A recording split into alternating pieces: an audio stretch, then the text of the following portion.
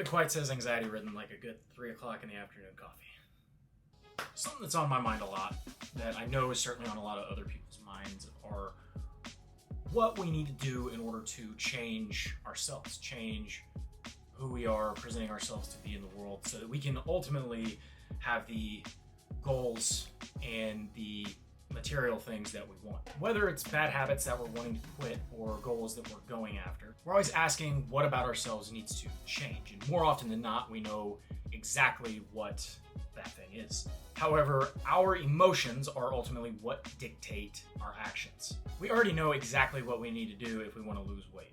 We know we need to eat less and burn more. We know exactly what we need to do if we want to be in a better financial position. We know we need to save more. We need to know that we have to find ways to make more money. So this leads us to literally every day we nitpick everything about ourselves that we don't necessarily agree with or like. When you tell yourself you want to change these things about you, but don't give it any specifics, your brain has no idea what to do with that. Because change is an arbitrary concept. And when things aren't clear, that's when we overthink and get anxious. Because anxiety kicks in from a lack of clarity. Our brains need specificity. Trying to simply just change that thing about yourself is like going to a new place without a map or GPS or a local guide to tell you where things are. You're going to get lost. And if you are consistently having trouble changing yourself, more than likely it's an emotional problem and it's not a lack of information problem. So if you're trying to start a successful business or side hustle or get going to the gym and change your body, it's not because you don't know what to do, it's because you don't feel like it. There's no clarity, there's no roadmap. So what do we need to do to actually change? The first place that everybody needs to start is understand that your emotions drive you. A lot of people, including myself, think that our logical thinking is making all of the decisions because we are the most rational people. When you understand that your emotions drive your behaviors, you then start to bring awareness as to how you react to certain things. And it's also understanding that the idea that there are no labels for people. We're born out of the womb just a baby. So, for instance, people are not smokers. They are just people that smoke. They don't come out of the womb chain smoking Marlboro Reds. If that is the case, then somebody that smokes can also very simply become somebody that doesn't smoke. But when they try to quit, there is some sort of emotional thing that keeps them going back. So whether that's they're just high stress all the time and they need to find ways to not stress so hard, or they are finding some sort of outlet of dopamine that they need through the nicotine, that they need to try to get that out of something else. So ultimately, who you are is based on the actions that you take. And a lot of times for a lot of people, if you just start taking those actions, you will start to just become the person because you also understand the progress. Step 2 is developing a concrete plan for just 1 to 2 things at a time. And you really want to reverse engineer where you want to go. Weight loss, it's an easy thing. So let's say you want to lose 20 pounds. Okay, we're going to reverse engineer this. You've lost 20 pounds. How did you get there? Well, so we know we have to burn more calories than we consume in order to lose weight. Okay, so how many calories is 1 pound? It's 3,500. Okay, 3,500 divided by 7 days out of the week is 500 calories. So if I can just be in a caloric deficit of 500 calories 7 days out of the week, that's a pound a week. So all of a sudden now I have a clear roadmap of if I just do that from week 1 to week 20, that's a pound a week, and I will eventually reach that 20-pound goal. Now, can you accelerate that? Of course, there are many things that you can do to accelerate that. But the point is, by reverse engineering where you want to go and thinking about all the steps that it would take to get there, we get a better idea and a clearer picture of the actions we can take, which then makes it us more confident to do the thing. Because confidence is really one of the big drivers in our belief to actually make that goal achievable. And by seeing what it actually is, and it's just time, that's going to be more powerful than anything else that you could do. Now I need a refill.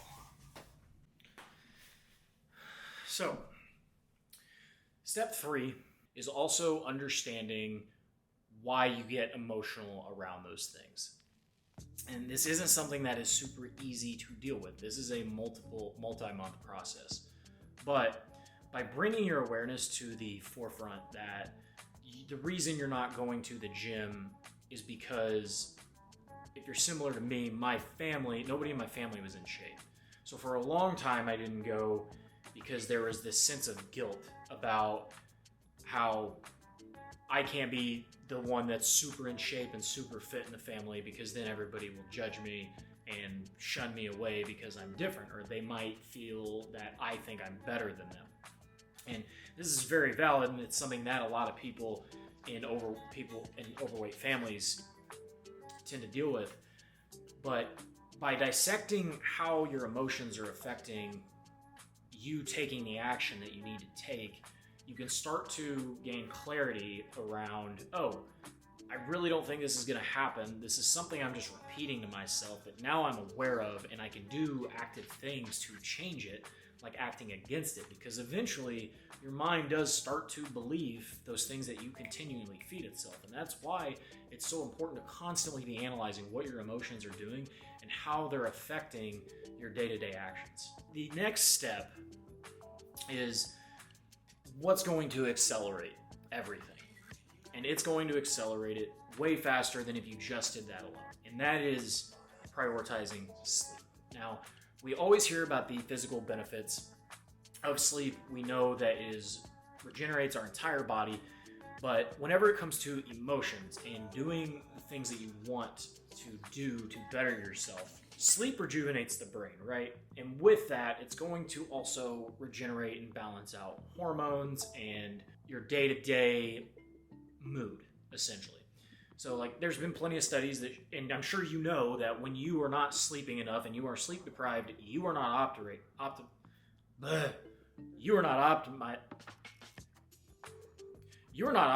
at a level that is good enough for you to get to where you want to go. And the thing about sleep is, it's been suggested in a lot of studies that it enhances the ability to remember good things that happen and your emotional response to those things.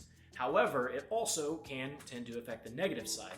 Now, there's a lot of suggestion as to if you can look at a negative experience and become aware of it, and become aware of the habits that you're doing, and then sleep on it, it's going to be reinforced that you remembered that thing.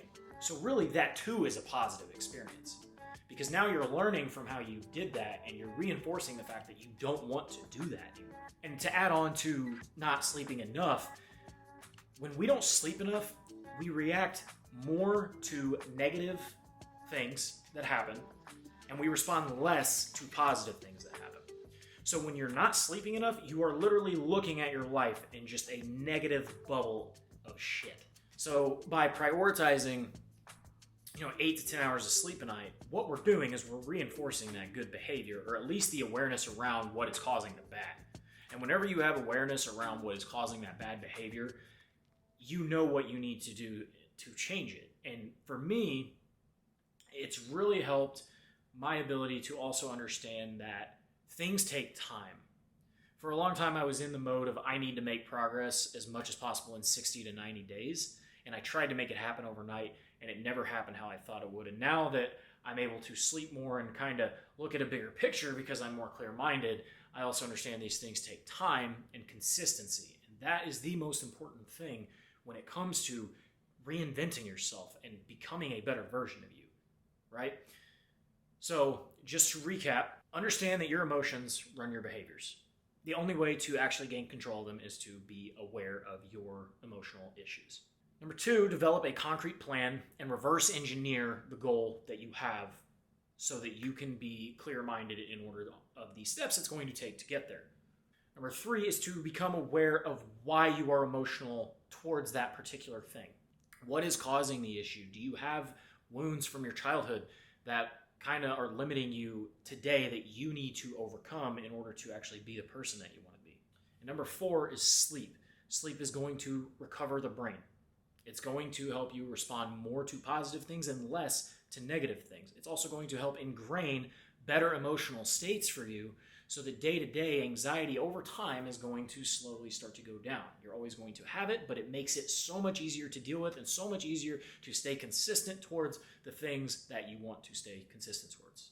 So, if any of this cleared anything up for you, feel free to leave a comment, like, subscribe. I appreciate it. And until next time, keep going.